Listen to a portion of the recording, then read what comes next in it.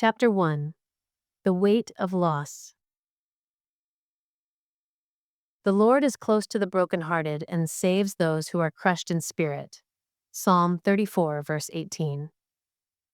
The wind carried a low hum across the rolling hills, rustling the golden heads of wheat that stretched to the horizon.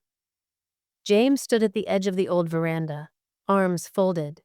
He still had yesterday's mud caked on his boots. Beside him sat Bear, his loyal German shepherd, alert and sensing something heavier than weather. Today marked 3 years since the call. James could still hear the voice of the police officer on the other end of the phone. Young, uncertain, painfully careful. A voice carrying the weight of devastation, fully aware it was about to shatter someone's world. He had struggled to follow as the officer described the scene at Ellie's house, the words bleeding together into a low, relentless ache.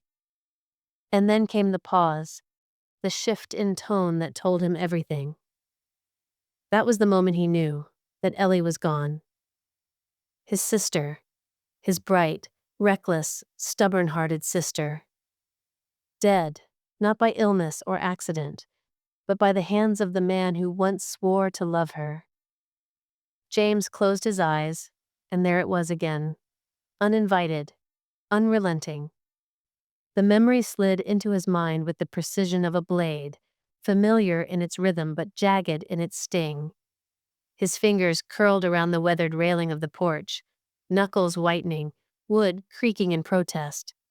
A sharp sting pierced his palm as a splinter drove beneath the skin, but he welcomed the pain. It was simpler than the ache of the memory he was trying to leave behind. He hadn't saved her. He had offered her everything. His voice hoarse from begging, his arms outstretched with hope, his heart cracked wide open. Come home, Elle. You don't have to stay with him. You can come back to the farm with me. But every time, she met him with that quiet, practiced calm that masked the chaos. She smoothed over the jagged truth. He's just tired, she would say, brushing a strand of hair behind her ear like it didn't tremble. He is trying. That one always gutted him, as if effort was enough. He swallowed hard, the weight of what wasn't said pressing like a stone against his chest. James felt it rise again, that heat in his chest. Not the kind that kicked in doors or shouted down walls. This was quieter, older, the kind that settled behind his ribs and refused to leave. Grief had many masks. Today it wore fury. He sat with it, jaw tight, hands still. As a Christian, he knew the words. Forgive, let it go. Vengeance is the Lord's. He'd said those words himself once, believed them with his whole heart. But now? The words seemed to hold little meaning for him in his grief. He still had faith. He still prayed. But belief felt different now, like walking with a limp, like arriving at a familiar house and finding all the furniture rearranged. God was still there, but James just didn't know where to sit anymore. He sighed and looked up. A lone magpie traced a wide circle overhead. Its wings caught the last of the light, black and silver and bone-white, where the feathers flashed. It didn't land, just kept circling, That's what it's like, James thought. this thing with Ellie. It doesn't crash down anymore. It just circles. Comes back whenever the sky is quiet enough. He watched the bird drift above the paddock, always there, always returning. James let out a long breath through his teeth. Beside him, Bear shifted and leaned gently into his boot, warm and wordless. James reached down, brushing his fingers across the dog's shoulder. Not for comfort, just contact. In that moment, a ute engine rumbled up the long gravel drive. James didn't move. He knew that sound. Kneel. The ute stopped beside the shed, engine ticking as it cooled. The driver's door creaked. A moment later, Boots approached the house. Hey, James, nice to see you. The voice was familiar, rough like gravel but warm. Neil Clark. old neighbor who'd been farming 3 paddocks down since before James had facial hair.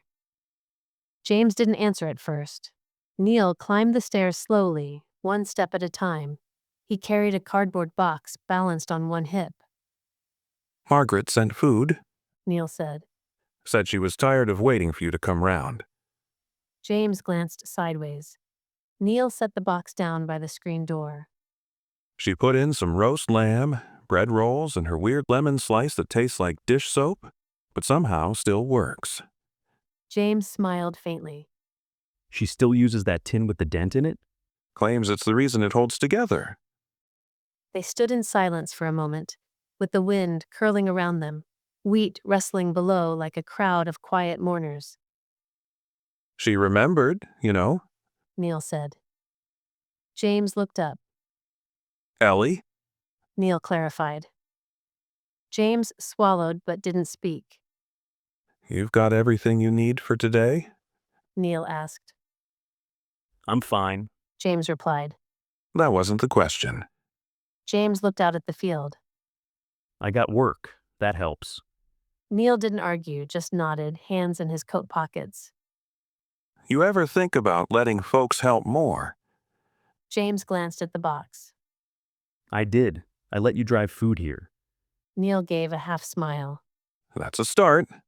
Well, Neil said, stepping back. Marg says she'll bring more next week unless you show your face at church. James gave him a look. Her words, not mine.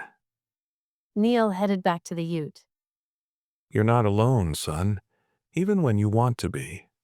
Well, I've got to head out now, off to see Tom. Marg made a box for him, too. Inside, James unpacked the box in silence. Roast lamb wrapped in foil, buttered bread rolls, a Tupperware container of something lemon-colored with plastic wrap clinging too tightly. He didn't touch any of it. He boiled water for tea. Later, he stepped back onto the veranda, mug in hand. Bear followed, settling with a groaning sigh that made James's chest ache. It was the sound of an animal who knew sorrow, even if he didn't name it. The sky had turned that shade of blue that feels holy, like someone who still believed in comfort had painted it slowly and carefully. James stared out at the fields, hands shoved deep in the pockets of his worn flannel coat. The crooked fence still leaned where the wind had taken it last winter, untouched, forgotten. Beyond it, the line of trees stood still and sun-bleached, their leaves whispering memories he wasn't ready to hear. That was where Ellie had once run barefoot through the long grass, laughter trailing behind her like music, daring him to catch her, always just out of reach. His chest tightened. He closed his eyes. God, He said, the words trembling. I miss her. I don't know what to do anymore. Please, please just show me the next step. Help me, Lord. Help this pain stop. The silence pressed in, heavy, familiar. He waited, not for thunder, not for miracles, but for something, anything. There were no visions, no burning bushes, no signs etched in the sky, only the quiet ache of longing, and the hollow echo of a man who used to know how to pray. He missed what it felt like to believe someone was listening. Really listening. Thank you for listening to this chapter of Healing on the Land. If this story has touched your heart, I'd love for you to come join me for the next chapter. You can find it here on this channel. If you'd like to support more Christian storytelling, you can purchase the full book or make a donation using the link in the description. Your support, no matter the size, helps us to continue writing stories of faith, healing, and hope. And don't forget to like this video and subscribe to this channel. May God bless you, and I hope you have a lovely rest of your day.